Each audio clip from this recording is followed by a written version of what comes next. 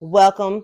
Some of y'all ate me up last week in my eviction video, and today I want to share some of the biblical principles that we learned when we were facing our eviction 14 years ago. Y'all know me, I'm going to jump straight to it. So make sure you get your pen and pad so that you can take notes. So the first thing that we learned when we were going through our eviction process is understanding that the money wasn't ours in the first place. Okay. God gave us this money, the things that we have, so that we could have good stewardship over it. And part of that stewardship for us was making sure that we paid our tithes. Okay. I know some people will justify not tithing, saying that Jesus didn't explicitly say, oh, you need to tithe, but he did. In Matthew 23 and 23, we learned that Jesus told the Pharisees, hey, and this is a paraphrase, hey, you pay your tithe on your mint, but you forget to show mercy, justice, and faith. Do all that and don't forget to tithe. So it's not enough to just be nice and be kind. We should also be tithing. God also told us that when we test him in our tithing, and he said this in Malachi, then he will do much more for us. And those things include opening up a window that's such a big blessing that we won't have room enough to receive. And I personally like that promise because I believe that everything that I own based off of stewardship is because God has given me the ability to be able to do it. So that's number one, which takes us into number two, stewardship. So when we have stewardship over things, we have to be sure to take care of what God has given us in this space. So we have a limited amount of time here on earth. So while we're here, we need to make sure that we're taking care of the things that he's blessed us to do. When we take care of the little bit of things that he gives us more. The end. He gives us more when we take care of what we're supposed to do. So we can show care not just by getting paid and doing right by the money, but it's also when you get a home, taking care of it, keeping it clean. Are you maintaining maintenance on your car? The children that he's blessed you with, are you taking care of them in the best capacity in which you have? Even showing up for work on time and doing our work as though we're doing it for the Lord, because that's something else that the Bible instructs in Colossians 3 and 23. Okay. So far we have what? Tithing and stewardship. Now we're going to talk about the importance of making a budget, because this is when we start getting into the things that really, not that the other things weren't important, but understanding a budget and making it and sticking to it really helped us significantly. So with us making the budget, it was having a plan for the money. Like, what will the money do when we get it? It's not enough to just know that you're going to get paid on Friday and that the rent's due on the 1st and your car is due on the 22nd.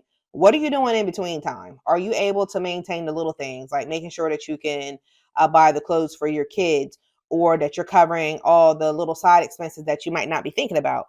Like in the eviction video, I gave the example of how we didn't realize the significance of paying for the things that came along with home ownership because we never had to maintain a home.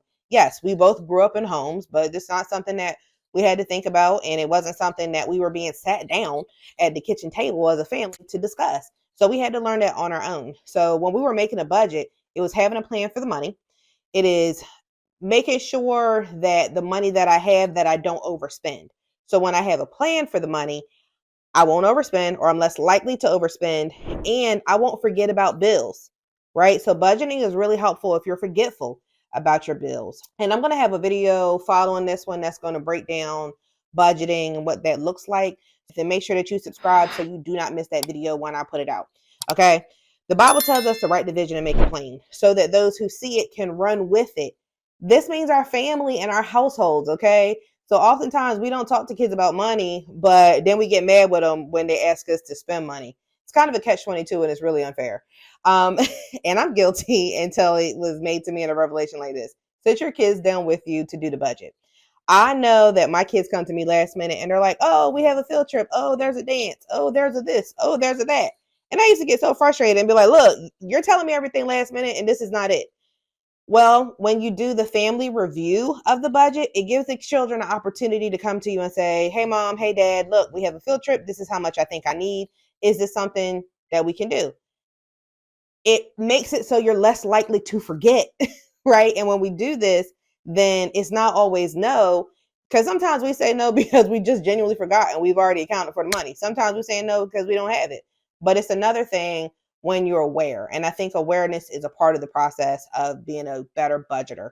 It's making you aware of the money and the expenses that are coming in and out of your house. Okay. Number 4 that we learned is living on less than we make. We learned that hard because we got evicted and we didn't know that we were making a lot less. But again, you learn a lot from 23 to 40, hopefully. Okay. So it's common sense to spend less than what you make, right? And God gives us wisdom, and he gives wisdom to anybody who asks for it, but we don't always utilize it. Just keeping it real, okay? But if we spend more than we make, then we're going to become in debt. But if we live on less than we make, then we'll be better. So the thing is when you live on less, you'll be more comfortable and you won't be in debt. And if you owe people a lot of money, it sits on your chest like a weight. Who wants to do that? The Bible tells us that the lender is always going to be the master over the borrower, or the borrower is always going to be servant to the lender. And nobody wants that in life. Like, it's nothing worse than to know that you owe somebody money and then you can't pay it back. Now, yes, granted, if you can't pay somebody back money, you shouldn't borrow it, but that's not what this is. The reality is that sometimes things happen in a way that we don't want it to happen. Don't do that. Don't be judgy. Number 5, get out of debt. Get out of debt and pay them people what you owe them, whoever they are. Okay. So we understand that we're not gonna always remember, but you need to get out of debt and pay them people. Okay. If you can't pay them, don't borrow it. So the Bible talks a lot about debt. Okay. And it actually goes into detail in Proverbs 22:7 about how debt is a form of slavery. But you need to know that you might think that it's not slavery, but I can tell you this: if you owe a debt collector, trust and believe that they're going to call you and they're going to threaten you with force, and they're going to make you work under conditions that do not feel advantageous. Okay. And it'll feel like that it's dominating you.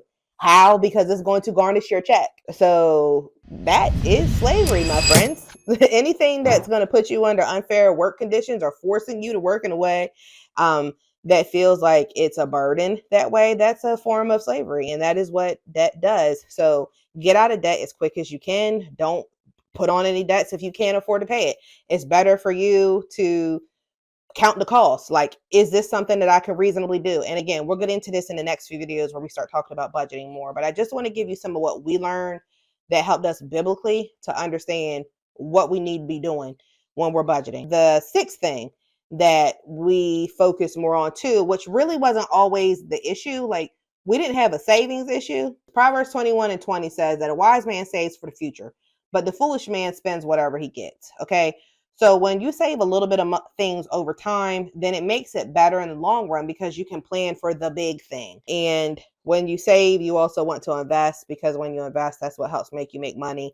I don't know very many people who saved their way into millionaire status. I do know people who are millionaires. No, I am not a millionaire, but it is something that I desire, and I believe that God will do that for me when the time comes for me to do it. And if he doesn't, it's not because he can't, it's just not the time for me yet. But either way, I'm hopeful and I believe that he will give me what I'm supposed to have in this time frame, and you should believe that for you as well. But anyway, Ecclesiastes says that we have to invest in 7 ventures, yes, or 8, so that you do not know what disaster is going to come. Translation: you don't want to put all your eggs in one basket. So what does that look like? If I have a basket of eggs and if I trip and fall, I'm probably going to crush all the eggs. But if I have maybe 3 eggs in this basket and I got 3 eggs in the refrigerator at home, then I'm not going to break all my eggs. It's the same thing with your finances. If you have a job, it's cool to have a job. Do you have another way to increase your income or to bring in money, whether it be through a 401k, a 503b, whether you're using a Roth, whether you're investing into different things, other companies, maybe you might invest in real estate. So this could look several different ways. So these are the things that we learned just from our experience of having experienced an eviction 14 years ago. Make sure that you drop your questions below if you have any. If you've experienced an eviction, you can make it through this. Even if you hadn't, these are really good principles that you can have from a biblical standpoint, because like the Bible gives us a lot of wisdom, even down to the point of where people are like, I don't read the Bible. That's cool. Did you know that your 7-year debt forgiveness came from out the Bible? If you didn't know, it did. So the world takes on things that are biblically based, that move, and they work. So if you have any questions, drop them below. Make sure you follow me. Like I said, we're going to be doing a series. This is video 1 in a 3-part series. If you don't want to miss the portion that we talk about budgeting, what that looks like, and budgeting for couples, as well as I might do like a video breakdown of what my budget looks like, because I just got my new budget for the next year. then that's something that we're going to do. And I'm really excited about these next 2 videos. So anyway, thanks for joining me here today. Make sure that you comment, like, subscribe, and if you have any questions, drop them below. The only dumb question is a question that you don't ask. All right, so have a good one. Bye.